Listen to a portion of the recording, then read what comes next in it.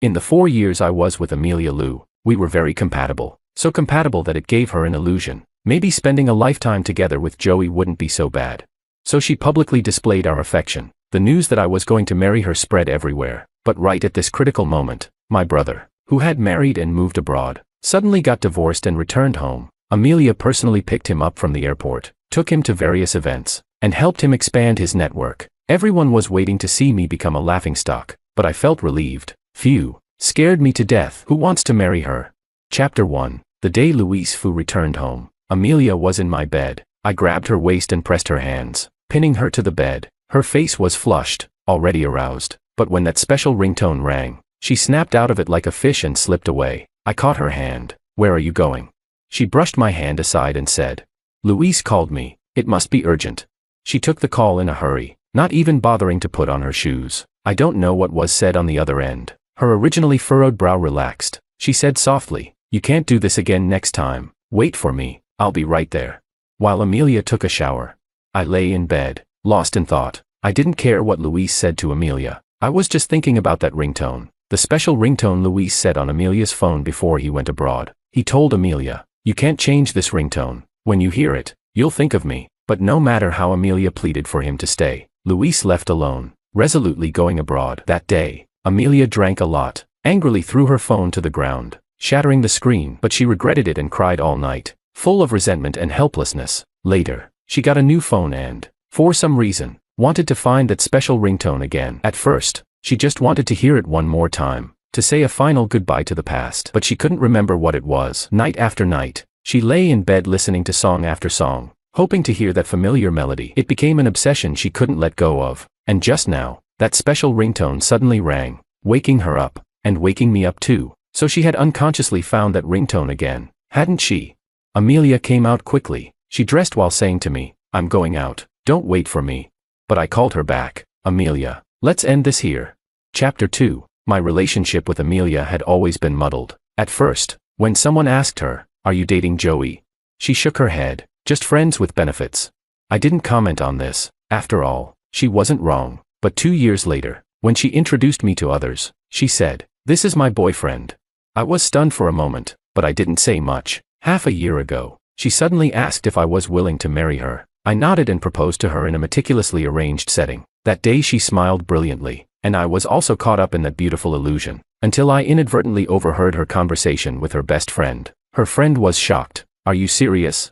She smiled ambiguously, a smile that was both helpless and seemed like a compromise with fate. She said, maybe spending a lifetime together with Joey wouldn't be so bad. I felt uneasy, more and more restless each day. I didn't know what was wrong with me, until Louise made that call. I suddenly felt relieved. Turns out I didn't want to marry Amelia. Chapter 3. What did you say? Amelia's face, originally flustered, suddenly froze for a moment, but the next second it was filled with resentment. Her gaze was heavy as she looked at me, but I didn't care at all. So I smiled at her. I said, we are done. It ends here. I always thought she would never show that expression again. The look of resentment and helplessness intertwined in her eyes, just like the night Louise left. But this time, she didn't cry. She looked at me with a gaze that seemed to want to tear me to pieces. A moment later, she turned her head and chose to leave, only leaving me with a cold, distant back and a whisper so faint it was almost inaudible. Then so be it. Chapter 4. I heard about Louise returning from abroad from a friend, along with the news of his divorce. It seems that the young model cheated on him, saying it was for the sake of art, so she slept with the photographer. In the end, not only did she cheat on him, but she also took his money and ran. Artists. We really don't understand them. I found it amusing. I couldn't help but remember, when he insisted on marrying that young model and resolutely went abroad with her. He said she was his muse, the purest light in the world. He said we ordinary people with our prejudiced views didn't understand love, let alone undying devotion until the end of time. But he couldn't see that what maintained their love was the large amount of living expenses sent from home every month, and that money was actually earned by me. But none of that mattered. It's been 3 days since I told Amelia we were done. I sent her a message, asking when she would come to pack up her things. She ignored me. I contacted her assistant, asking him to handle it. The assistant hemmed and hawed, constantly making excuses. So I changed the locks and decided not to bother anymore. I bought this house for Amelia because she said she liked the tranquility of the river flowing under the bridge every morning. So I stayed with her in this inconveniently located edge of the city. Now that I've moved back to a spacious apartment near the office, I realize how foolish I was before. Isn't it nice to sleep half an hour longer? Back at the office, I suddenly remembered there was a banquet tonight. Originally, I was supposed to attend with Amelia, but now I needed to find someone else last minute. So I asked my assistant to arrange someone to accompany me to the banquet tonight. The assistant looked puzzled. Aren't you going with Manager Lou?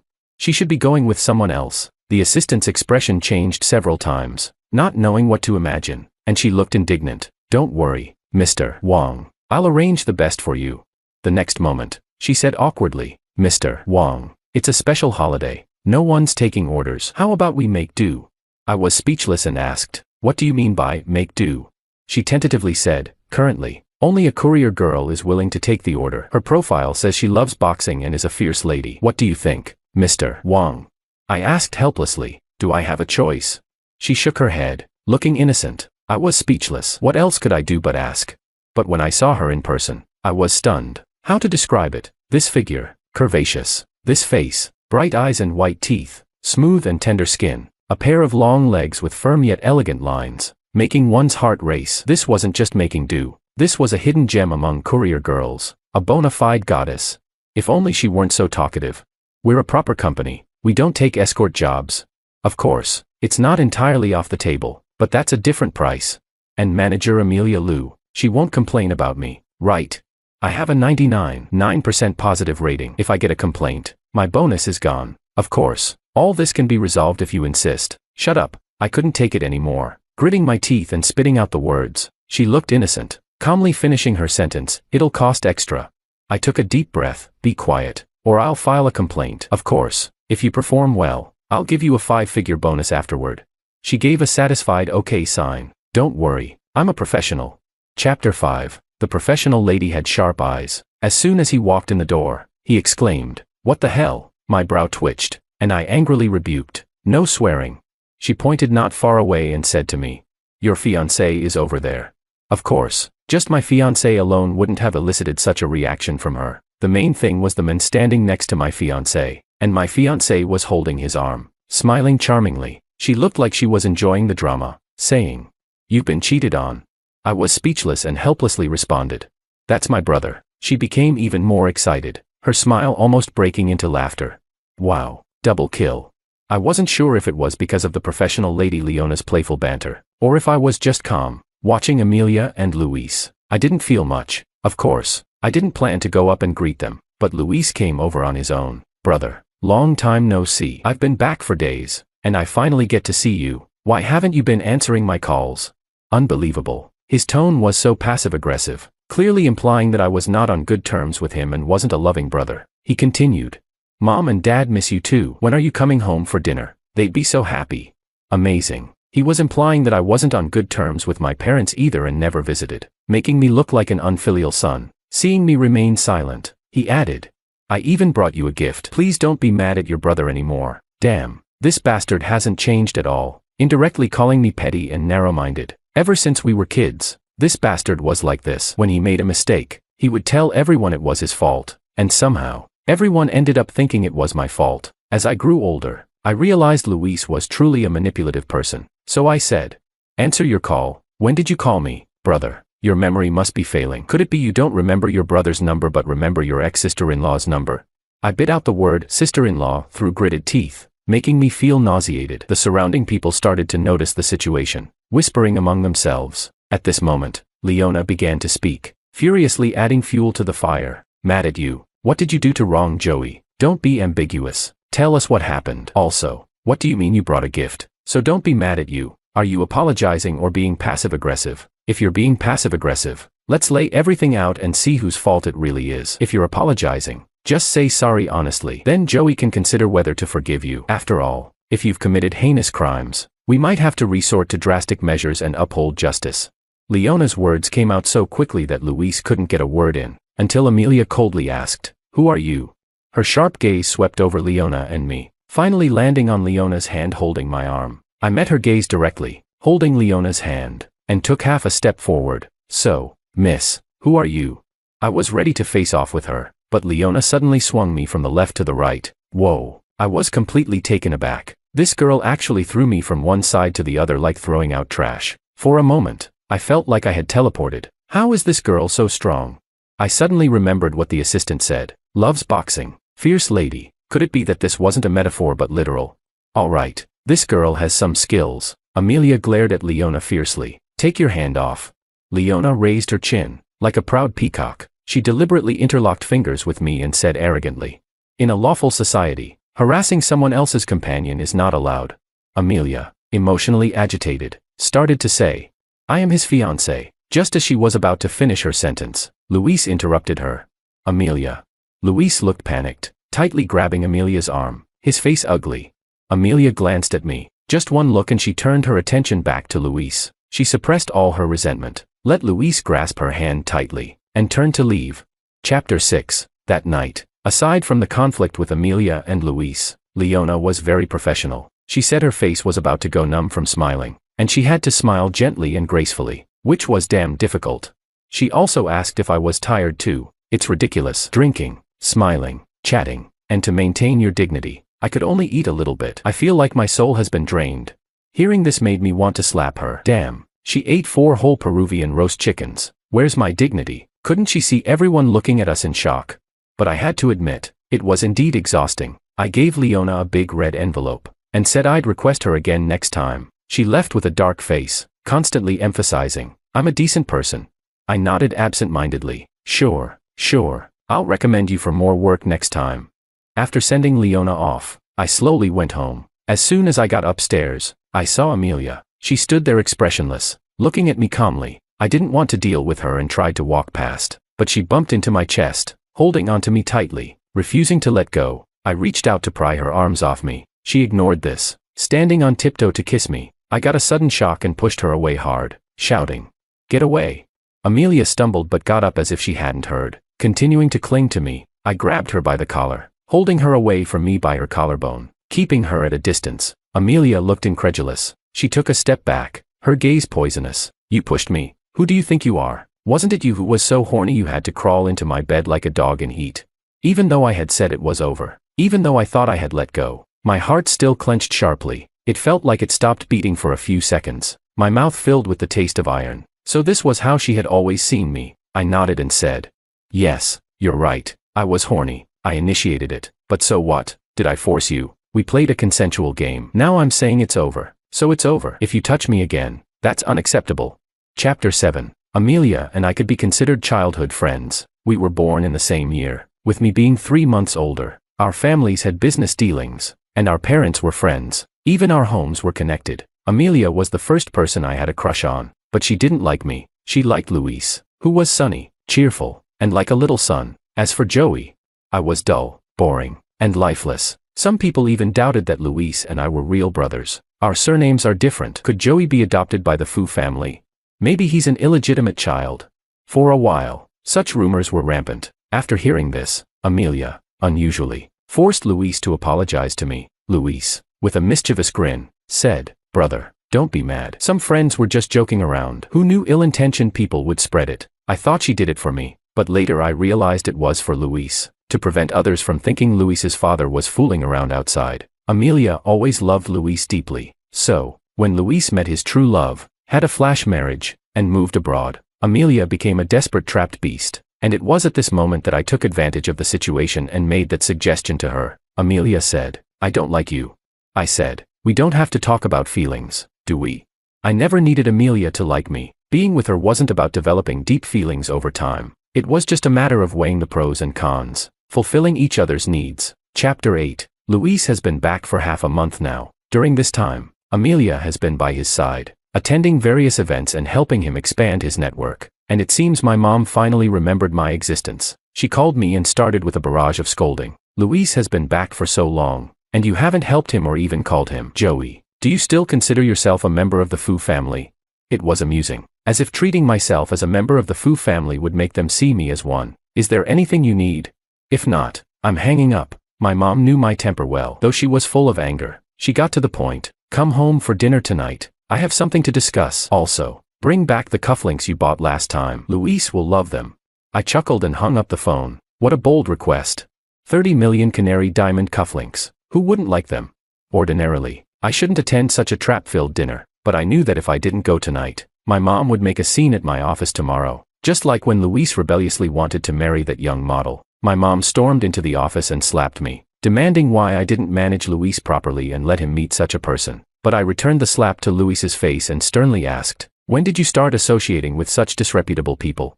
When I got home, they had already started dinner, a harmonious family of 3, with Amelia also present. Seeing me, she paused, staring at me for a moment, then looked away expressionlessly. Luis was the first to get up, pulling me to the table. "Brother, don't be mad at Mom and Dad. You know, I have low blood sugar. When you didn't come back, they were worried I'd get hungry, so they didn't wait for you." My mom looked stern. "Don't mind him. If he can't be on time, whose fault is that?" I smiled and said, "Then should I leave?" My mom glared at me, gritting her teeth. "Come with me." I lazily followed her into the kitchen and asked, "What's the matter?" She hesitated for a moment and then spoke. "Luis is going to get engaged to Amelia." I was stunned and didn't say anything. The next second, she couldn't wait to continue. "Amelia has always liked Luis. It was you who shamelessly fought with Luis for her. Now that Luis is back, shouldn't you return Amelia to him? Besides, Amelia doesn't even like you. Let it go. And don't tell Luis about the mess between you and Amelia." Not only others, but I myself had often doubted whether I was their biological child. So, when I was a kid, I took their hair and did a paternity test with my own. The result disappointed me. Oh well, what a pity. My distraction made her unhappy. She questioned me. "Did you hear what I said?" I opened my mouth, about to speak, when Luis opened the kitchen door. He looked curious. "Mom, what are you secretly telling brother? Don't hide it from me. I want to know too." My mom's expression changed dramatically, becoming gentle. She smiled softly. "Your brother said he brought you a gift." Saying this, she pushed me. Luis looked expectantly at me. "Brother, really? Gift?" I smirked. "Do you dare to take a gift from your brother?" Luis's face stiffened, remembering unpleasant past events. My mom wanted to say something, but I had already decisively walked to the living room. After all, I still had a big job to finish. What a feast. This table full of food, all Luis's favorites. I looked at Amelia with a dark expression. She stood up in fright, taking a few steps back, looking at me nervously. "What's wrong? What happened?" I glanced at her and smiled. "I'm fine, really fine. Never been better." I grabbed the edge of the table and lifted it a bit. It was heavy. No wonder. It was a marble table. But since I came to this trap-filled dinner, I was prepared. So I made a call. "Leona, bring the hammer up here."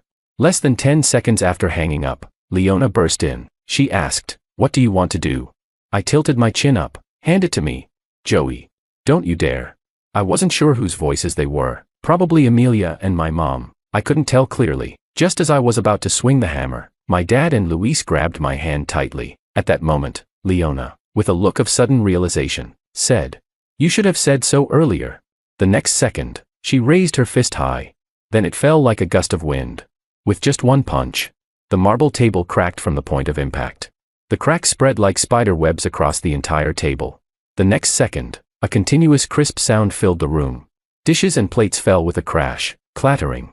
Soup and food splashed everywhere. The whole table was easily smashed by her. The sound was too pleasant. My mom was stunned. My brother was stunned. Amelia was stunned too. Only I looked at the mess, smiling in satisfaction. No wonder she's my fierce lady, the female boxer. I definitely have to give her a bonus.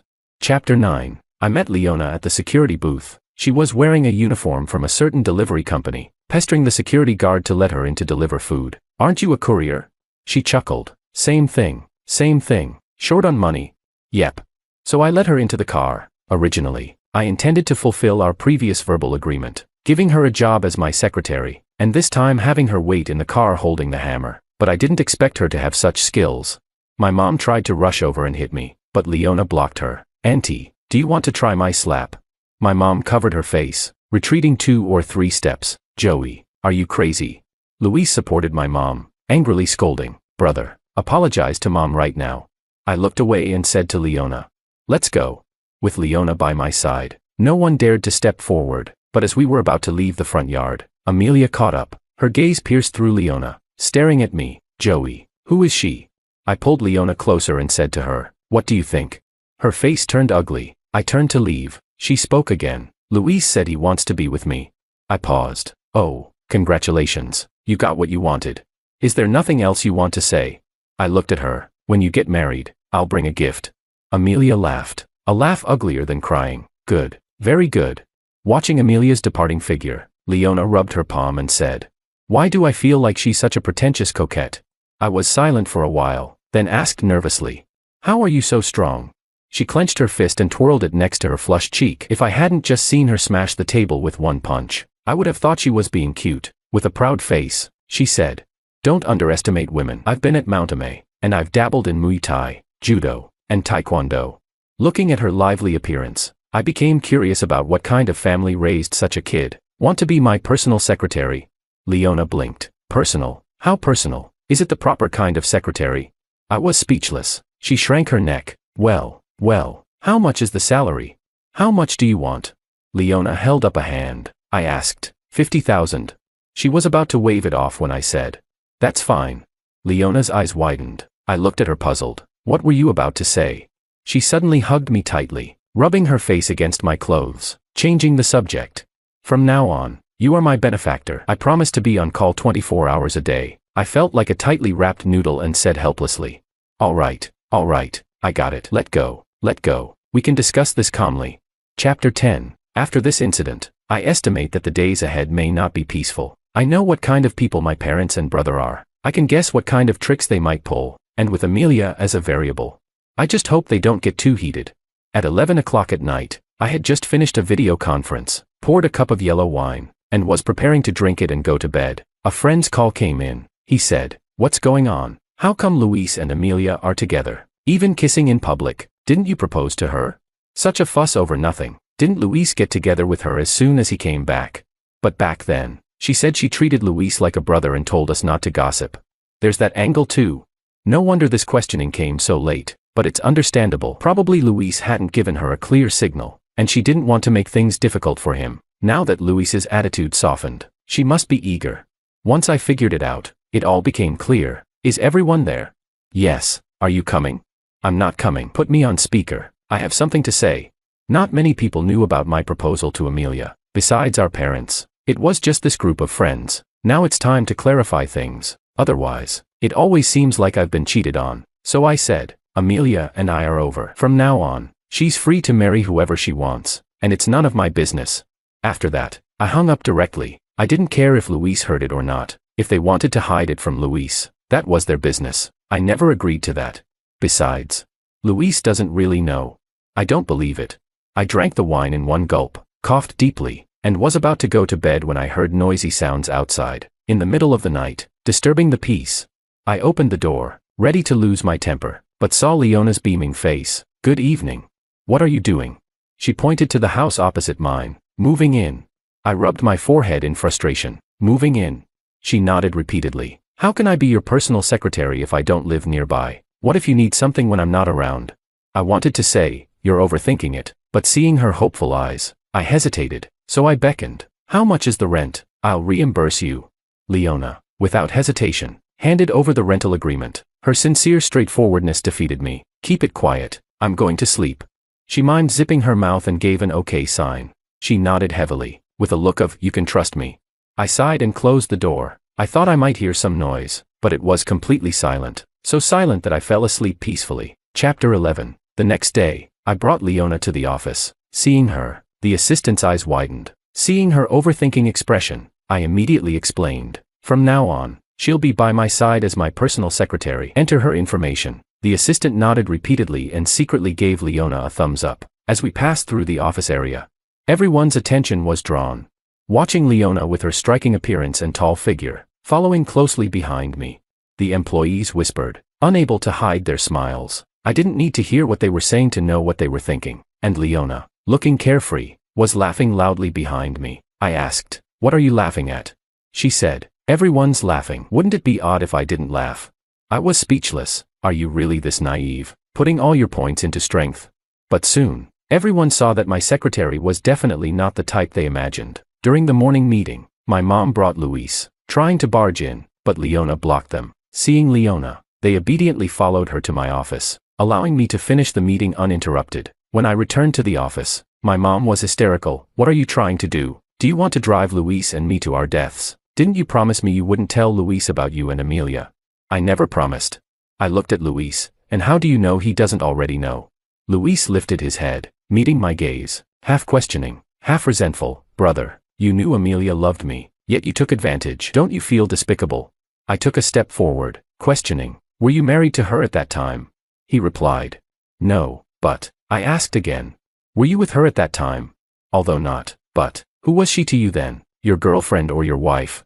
He was speechless, muttering. She was nothing. I sneered, reprimanding. Good, so she was nothing, yet you dare to question me. What I did with her, how I did it, has nothing to do with you. And what are you? Weren't you off pursuing your own love? What now? After getting married, you still want a backup. Someone like you, blind and indulgent, dare to act deeply affectionate and question me. I suggest you clear the water from your brain. Every time you think, it stinks. People might think you're playing with mud in your head. Luis's face turned red, his body trembling, finally speaking after a long while. It's your fault. Amelia said you forced her.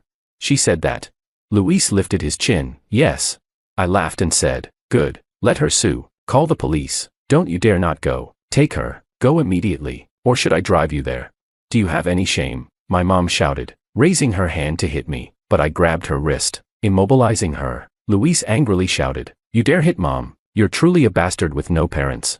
He pretended to punch me, but seeing Leona's bright, expectant eyes, he froze. I let go of my mom's hand, glanced at the time, and asked, anything else? Will you leave on your own or should I call security? The drama concluded. I thought today would be peaceful for a while, but the assistant hurried in. Manager Lou rejected the cooperation plan submitted a week ago. I asked in a deep voice, reason? The assistant shook his head, no reason. I said, submit it again. It was rejected again. Clearly, Amelia did it on purpose. I called her, what do you want? She said softly, if you want to talk, come yourself. Leona drove me to Amelia's company. She slipped a panic button into my pocket. For the first time, she looked serious and said, press here, and wait 10 seconds. 10 seconds, can you fly? Anyway, it's not like I'm going into a lion's den. I believe that no matter the business dispute, there are always boundaries. In her office, Amelia spoke slowly, Uncle wants to return to the company. If you step down as president and hand over the company to him, all cooperation between Fu and Lou will continue as usual. I silently looked at Amelia and asked, is this also Luis's request? Amelia frowned unhappily. What does this have to do with Luis? Amelia, I began. This company was built step by me, and you know it's my grandfather's legacy. Yet you still want to do this. Amelia's lips pressed tightly together. Why are you always so stubborn? You know that if you take a step back, your relationship with the family can improve. Why must it come to this? Joey, I'm doing this for your own good. I promise. If you give up the company, I'll mediate and have uncle and aunt forgive you. You don't have to do this. Once we get married, you'll. I could barely hear what Amelia was saying. Just the word forgive left me stunned. Wait, what? Forgive me? Why do they need to forgive me? Do they have the right to forgive me? Amelia, do you hear yourself? Some things I don't like to think about, but that doesn't mean I've forgotten them. Chapter 12. My name is Joey. I took my grandfather's surname. Grandfather married into the Fu family. He and my grandmother were deeply in love, diligently managing the Fu Corporation, not caring what their son's surname was, but my grandmother felt guilty. After my mother gave birth to me, she suggested that I take my grandfather's surname. My parents didn't hesitate to agree. They left me with my grandparents and went abroad. Grandmother regretted it. She thought it was her idea that blocked my relationship with my parents, but it wasn't. My parents didn't love me. They didn't even want to have me. They were traveling the world when I was conceived. They planned to have an abortion, but it was too late and would harm my mother's health. Repeated morning sickness wore her down to skin and bones. The late-stage stretch marks nearly drove her to collapse. She had a difficult labor, transitioning from natural to cesarean, suffering twice in one birth. She said I was here to collect a debt. I can't love him. Seeing him annoys me, and I can't help it. When I was 3, they finished their travels and returned home. Grandmother encouraged me to get close to her, but she pushed me away. Don't touch my dress. Why are you so dirty? You're so disobedient. What kind of teaching did my in-laws give you? You look like an ungrateful wolf. Impossible to raise well. Better to have another one. And so, Luis was born with their full expectations. He was their precious one, so much so that I wasn't allowed near him. If I did, I would get slapped. What are you holding? Who let you up here? Were you going to poke Luis's eyes? Why are you so malicious? I wasn't. I just wanted to touch his face, but facing my hysterical mother, I was too scared to even defend myself. Father forced me to apologize to my mother and brother. It was my grandparents who protected me. Grandmother shook with anger. Impossible. I raised this child. I know his nature. Father tried to smooth things over. So what if it wasn't his fault? That's his mother. What's wrong with apologizing? You've spoiled him too much. How is he spoiled? In what way is he spoiled? I raised him well. Why do you talk like he's bad? Father wanted to say more, but grandfather stepped in. Joe did nothing wrong and will apologize to no one. If you keep this up, you can leave this house with your kids. Grandmother told me, it's okay. Even if my parents didn't love me, she and grandfather always would. Grandfather told me, to truly let go, you must first hold on. If you don't hold on, how can you let go?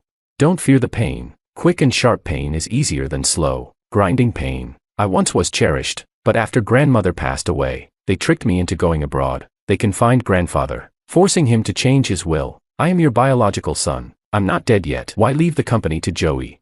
You're so biased. Even if it goes to Joey, shouldn't Luis get a share too? In that darkest moment, I cried out to heaven and earth with no response. I struggled and pleaded, just to return to grandfather's side one day. On that drizzly day, rainwater soaked my shoes and dripped on me from the eaves. I was cold, wet, and starving. My head pounded, and I felt dizzy, thinking I might not survive. But then I saw Amelia, rain misting her eyelashes, forming sparkling drops. Her gaze was clear. With an indescribable sorrow, she slowly approached, holding a small purple umbrella over my head. At that moment, the sound of the rain seemed distant, leaving only the two of us in the world. I came to find you, Joey. It was Amelia who found me and brought me back. She took me to grandfather's sickbed. Grandfather held my hand and asked, do you want the company? I said, Grandfather, you will be fine. You will get better. He patted my head and continued, whether you want it or not, I can only give it to you. Joe, this company is your grandmother and my life's work. Will you guard it for us?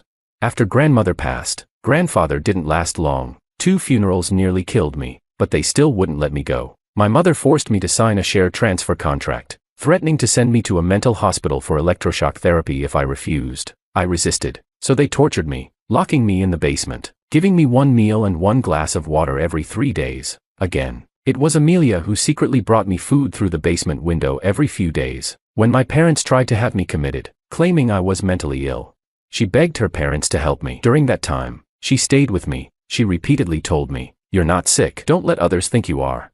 This same Amelia is now saying they need to forgive me. Chapter 13. At this moment, I smiled at her, feeling a rush of exhilaration. I felt as if the skies had cleared and my mind had never been this clear. Amelia stared blankly and asked, what's wrong with you? She suddenly grabbed my hand and said, I didn't mean that. I just think, after all, you are family, and you. I didn't want to hear her speak. I didn't want to hear anything she had to say. Get out. You want me to leave? Yes, get out. I pried her fingers off me. Amelia's face turned cold, and with a command, the security guards outside rushed in. Hold him down. That was Amelia's order. At that moment, I realized they had no boundaries. I fought back, left and right, like a madman. Those past traumas, the drugs injected into my body, the countless electroshocks, the locked iron doors, the restraints binding my hands and feet, they all surged into my mind. I grabbed a medium-sized potted plant by the coffee table, swung it in a wide arc, creating a safe distance. I then stepped onto the sofa, crossing over. I intended to rush past the desk and take Amelia as a hostage, but she moved to the other end. Just then, they closed in again, forcing me onto the table. I swung back at the ones trying to climb up, hitting one who, in pain, retreated. Taking advantage, I flipped over to the other side, pressing myself tightly against the wall to avoid being surrounded. For a moment, I had a chance to catch my breath. I kept swinging the potted plant to fend off anyone approaching. With my left hand, I reached into my pocket to find the panic button. Amelia shouted, there's only one of him and 7 or 8 of you, and you can't hold him down. Do you want to be fired? They swarmed me, tearing away the plant, and pushed me against the wall. I finally found and pressed the panic button buried deep in my pocket. 10, 9, 8, 7. Leona said it would only take 10 seconds. 6, 5. I was pinned to the ground by the guards. Amelia looked down at me, her high heel hovering over my hand. She coldly asked, what did you say? I kept counting. 4, 3, 2, bang. A loud crash. The office door was forcefully kicked open. I turned my head. Leona's stunning figure stood heroically, her fist extended in front of her. The door had a large hole in the middle where it had been smashed. Everyone's attention shifted to her, and Amelia took several steps back in shock. Leona, with a mischievous glint in her eyes, said, it's lively here. Before anyone could react, she rushed to my side, tossing the guards away and kicking Amelia aside. Joey, are you okay? I gritted my teeth and trembled, saying, let's go. I knew I had lost my composure. Leona practically dragged me out. Behind us, Amelia shouted, Joey, how dare you leave? Chapter 14. Leona took me to her home without asking. It was simply decorated, with no ornaments, giving it a stark, lifeless feel. Leona walked around a few times before finally bringing out a can of beer. She scratched her head awkwardly and said, "I wanted to find you something else, but this is all I have. Maybe you should go back." Before she could finish, I took the beer from her hand. This will do. I didn't want to go home, even though my home was right across the street. At this moment, I didn't want to be alone. Leona, usually so talkative, was uncharacteristically silent. She sat with me, drinking can after can of beer, until I was slightly tipsy. I started to speak. I talked about my grandfather's last words to me, about the decline of the Fu Corporation. The company my parents had coveted for so long was already a fading flower. When I took over, my father had ruined it beyond recognition. I was holding it together by sheer force of will. It was exhausting. I didn't dare relax. I was afraid of disappointing my grandparents. I was afraid they'd be angry, blame me. But actually, have you ever thought about it? Leona suddenly said. Your grandfather wasn't trying to save the company. He was trying to protect you. I didn't quite understand, Leona said. You had just started college, and your parents were awful to you. Without that company as a shield, how would you have grown up? Would you have been bullied? Would they have hurt you? It's true that with the crown comes the burden, but because of the crown, people didn't dare mess with you. Your grandfather probably didn't care about the company. He just wanted to make sure you grew up safely. I was stunned. The image of my grandfather, distressed and reluctant on his deathbed, came to mind. It was as if he was saying to me, Joe, Grandpa can't protect you anymore. What will you do? My voice trembled. I murmured, no one's ever told me that. I'd never thought of it that way. Everyone saw me as a beneficiary, and I saw myself as carrying a heavy burden. That feeling of being physically and mentally exhausted had always pressed down on me, not letting me breathe. But now, someone told me they were still protecting me. Even though they were gone, they were still protecting me in their own way. I sat quietly on the living room carpet all night. Leona didn't comfort me or offer advice. She just sat across from me, never leaving, until the sky began to lighten, and I asked her softly, how did you get there in 10 seconds?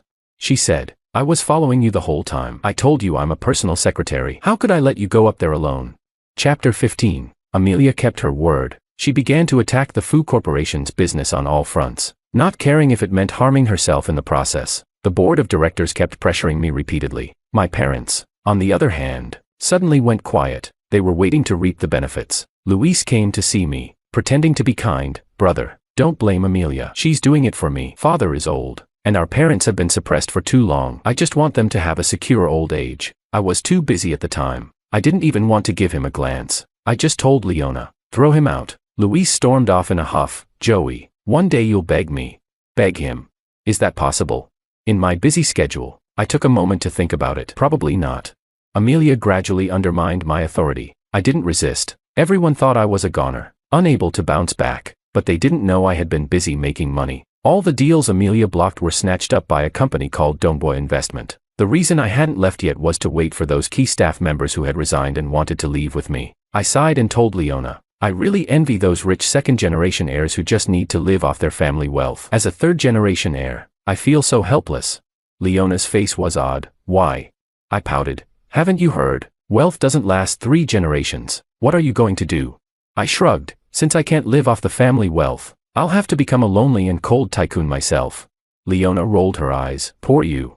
I suddenly stepped forward. She shrank back. What are you doing? I pulled her collar aside and saw the dark red hickey. I couldn't help but ask, how many days has it been? Why hasn't it faded? Leona turned green. She slapped my hand away, looking fierce. Do you have any shame? Broad daylight. What are you trying to do? I said innocently, I'm just concerned about you. What else could I do? Leona's earlobes turned crimson. Don't pretend to be kind. How am I pretending? If you were really kind, why didn't you stop when I said no? I stammered. Isn't it true that when a girl says no, she means yes? Leona glared. My no means no. Got it. I'll be careful next time. Getting into bed with Leona seemed natural. After she fed me for a week straight, one night she cooked a big meal. We drank. She kissed me, and I held her. Chapter 16. The day I was removed from my position was bright and sunny. My father was full of joy, waiting for me to step down. President Wang, please. I nodded and stood up, calling out. Those who had been waiting to leave stood up and followed me. The scene was grand and impressive. This was the moment I had been waiting for. I had to admit, it felt great. My father's face changed. What's going on? The obsequious manager stepped forward. They're useless anyway. I approved their resignations. My father looked at me suspiciously. I grinned at him and said, You've just cut your own artery. They wouldn't realize it immediately, but the fall of the building was only a matter of time. The day I left the company, Amelia was waiting for me downstairs. She said, "Come with me. I'll help you start over." I looked at her in confusion. "Why do you think I would go with you?" Amelia frowned. "Don't be like this, even though you have nothing now." Before she could finish, Leona appeared. She leaned on me, pressing her face against my chest, glaring at Amelia. "I told you, in a law-abiding society, don't mess with my men." After her fierce words, she pouted, looking aggrieved. "You said you'd take responsibility for me." That look made me seem like a heartless man. I chuckled and rubbed her head. "I will. Didn't say I wouldn't." Amelia's eyes turned red, staring at me and Leona. "You're with her. You lied to me, didn't you?" "I don't believe it. Amelia, don't bother me anymore." But she didn't give up, stepping forward to grab me. Leona turned and raised her fist. I said, "Don't." She glared at me. "Are you protecting her?" I sighed. "I'm protecting you. Do you want to go to jail? If you go to jail, who will cook for me?" I pulled Leona to leave. Amelia shouted, "Joey." I turned to look at her. Her gaze was a mix of resentment and pleading. "If you dare leave with her, we're really over." "Over?" I laughed. "Amelia, when you helped them against me, we lost the last bit of our connection." I didn't want to hear more from her. Neither did Leona. She childishly covered my ears and hung onto me. I sighed and picked her up. Chapter 17. The yellow jacket is mine, and I've never tried to hide it. It was no surprise that Amelia found out. When she stormed into my office, her face was red, full of disappointment and resentment. "You've been lying to me." I asked Amelia, "What did I lie to you about?" She gritted her teeth and spat out 2 words, "Yellow jacket." "Amelia, you should have done your research before confronting me. I founded Yellow Jacket 3 years ago. I told you about my hopes, my plans, and my dreams, but you didn't listen." Amelia looked bewildered, clearly having forgotten. "But the Fu Corporation was entrusted to you by your grandfather, and you just abandoned it." I laughed. "Get it straight. Did I abandon it, or did you all force me out?" "I didn't really want to force you out. You just wanted to make me bow down, didn't you?" My words made Amelia clench her hands at her sides. "You know I'm not someone who bows easily, so you used what I care about most to manipulate me. I can understand all that, but what I don't get is why you did it." "No." Amelia shook her head in panic. "I was just angry at you. I wanted you to bow down, to coax me, and come back to me. We were ready to get married, but you suddenly said it was over." "Joey, why are you treating me like this? Betraying me like this?" Her words were so absurd, they left me speechless. Before I could respond, Luis stormed in. He rushed at me, but Amelia stepped in front of him. "What are you doing?"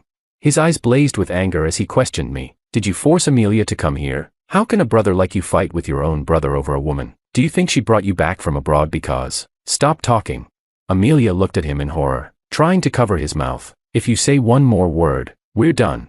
Luis, filled with rage, said, "Amelia, what's wrong with you? You're willing to break up with me for him." This farce made me laugh. My laughter infuriated Luis. He shouted, "Do you think you've won? Are you feeling proud?" I nodded seriously. "Seeing you upset makes me happy." Luis's face turned red with anger. "Ha, you're proud? Do you really think she likes you? Don't you know that what you thought was your salvation was actually all for me?" "Stop talking. Shut up." Slap. Amelia slapped Luis hard. She was trembling, looking at me in panic. "No, Joey." Luis seemed to expect me to break down. Amelia looked at me with caution, but in truth, I felt no turmoil inside. I said, "I know." Someone had asked Amelia why she brought me back from abroad and why she protected me. Did she fall for Joey? She said no. How could I care about his life or death? If he just died like that, it would lead to an investigation involving Luis's parents, causing a lot of trouble for Luis. I had recorded those words and kept them on my phone, listening to them over and over. Now, I played it for Amelia. Her face turned white as a sheet. "Why? If you knew, why did you stay with me?" I leaned back in my chair, thinking about how to phrase it. Maybe I was too young then. Losing 2 close family members and being betrayed by the rest. I felt like I couldn't go on. But to live, I needed something to hold on to. No matter why you were good to me, you were still good to me. So I fell for you. But Amelia, loving you is a doomed, losing deal. What should I do about it? My grandfather always told me to pick things up and put them down. What does that mean? It means you have to pick them up before you can put them down. So I thought, how can I let you go? The first step is to have you. Amelia took 2 uncontrolled steps back. "Are you telling me that every day we were together, it was all just to leave me?" I looked at her silently. She shook her head. "I don't believe it. You love me. You do love me." "Love you." My foot. The office door banged open. Leona's bag flew in ahead of her, hitting Amelia. Amelia groaned, taking 2 steps back. I quickly moved forward. catching Leona as she leaped into my arms. She was shouting, her arms flailing. "I've been out for 3 hours and you come to mess things up. So annoying." Amelia clutched her aching stomach, her face growing paler. "You're getting back at me, aren't you? You're not really together. You're just getting back at me, aren't you? Fine, I lose. Joey, I give up. Just come back. I'll agree to anything." "You really asking for it?" Leona raged, struggling like a wild boar. I turned back in irritation amid the chaos. "You're overthinking it. No revenge. I just don't like you anymore." I didn't see Amelia's reaction, but Leona laughed. "Don't like her anymore. Did you hear that? He's mine." Her tone was as triumphant as could be. Amelia was eventually escorted out by security, along with the terrified, slumped Luis. None of that was my concern. My main task was to calm someone down. She was about to explode. Chapter 18. Leona crossed her arms, pacing back and forth in anger. How did she get up here? Is the downstairs security system just for show? And those security guards, are they useless? No way. You need to fire them all and replace them. I refuse to believe she can't be stopped. Her pacing made my eyes hurt. "Can you sit down for a moment?" She glared at me. I'm annoyed. I sighed. "Let me hold you for a bit. I'm tired." She paused. After a second of hesitation, she obediently walked over to me. I wrapped my arms around her waist, pulling her into my lap. Finally, some peace. I asked her, "Where did you go?" She said, "I had some business back at the company." Leona held multiple roles. Besides being my personal secretary, she also had a position at a design studio. I found out later that this seemingly tough delivery girl had studied design. On a whim, I asked, "Do you want me to invest in you and set up a studio for you?" Actually, I need to tell you something." Hearing the reluctance in her voice, I looked up suspiciously. "What is it? Did you cheat on me?" "Impossible." She almost jumped up. "Then what is it?" She picked up the finance magazine on my desk and pointed to an interview on the cover. "You know this person, right?" "Yeah, he's my dad. And that design studio, it's mine. I'm the rich second-generation heir you talk about who should be living off their family's wealth but insists on starting a business. Life is indeed full of surprises."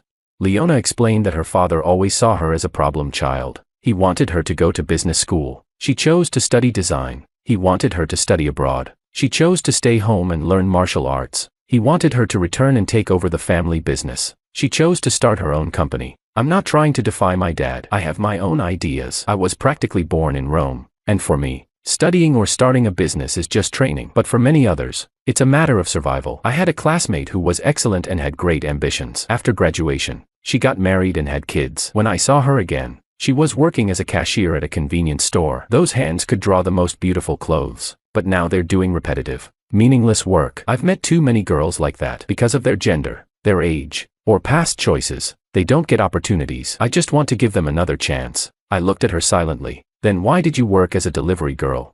Leona's mouth turned downwards. "I ran out of money. I couldn't pay salaries. So you took on side jobs to support your company?" "Yes." Sigh. Looking at the helpless kitten before me, I patted her head. "How is your company doing now?" She looked even more broken. "Not good."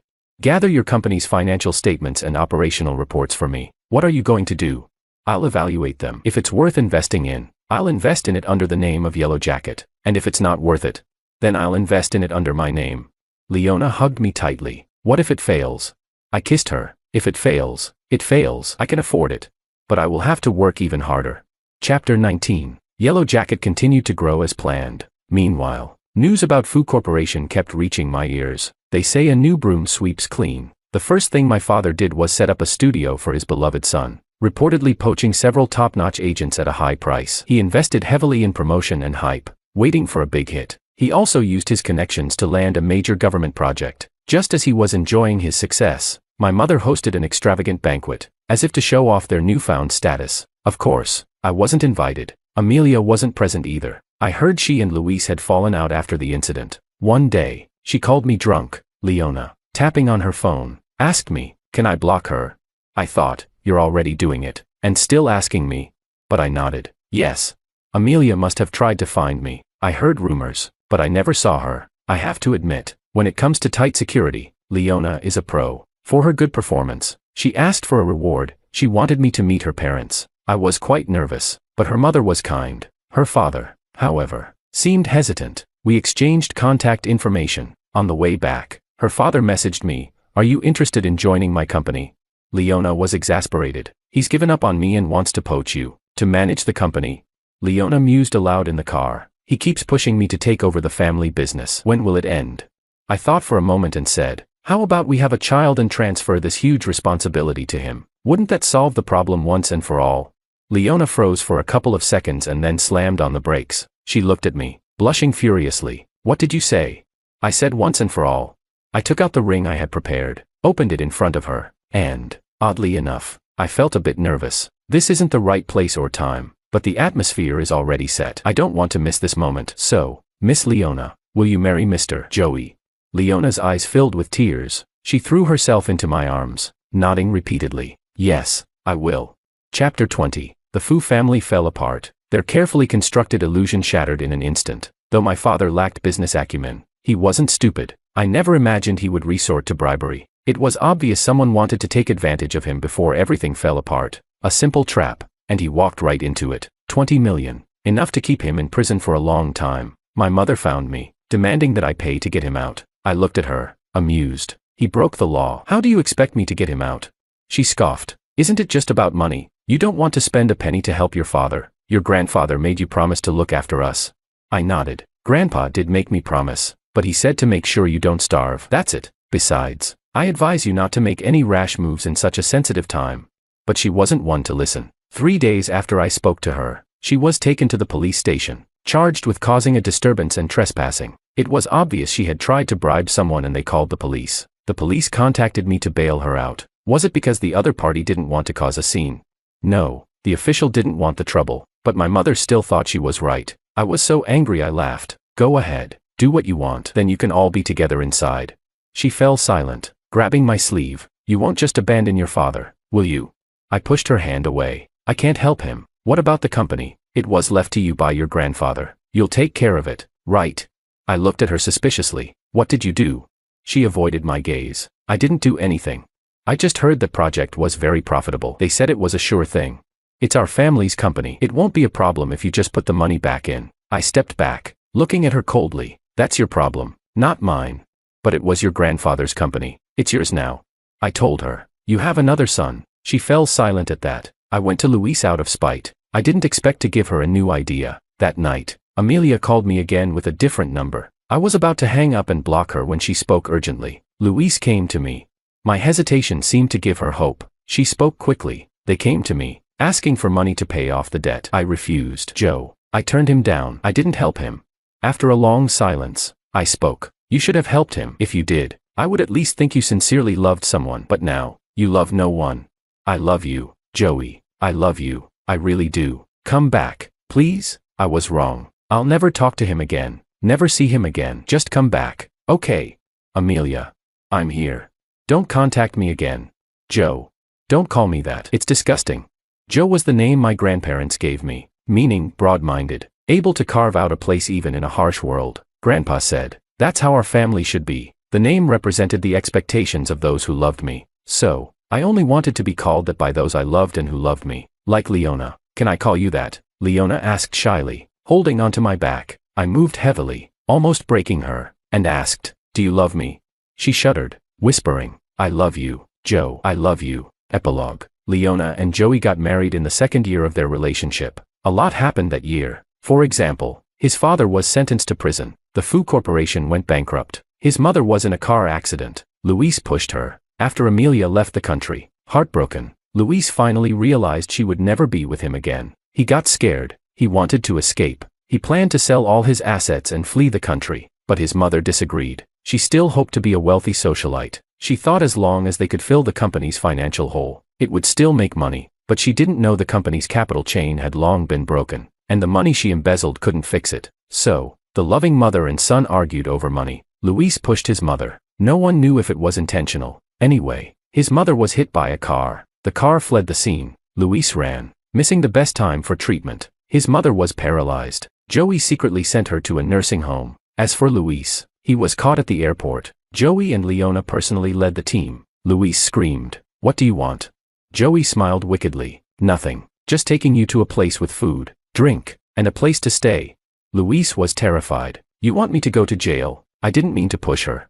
Leona shook her head in disapproval. "Jail? How could we? That would be too much for the young master of the Fu family."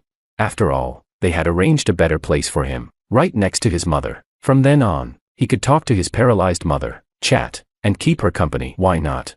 Of course, Luis didn't give in easily, so Joey told him, if you dare to leave the nursing home, I'll send your location to your ex-wife. I heard she's been looking for you. You choose, your ex-wife or your mother.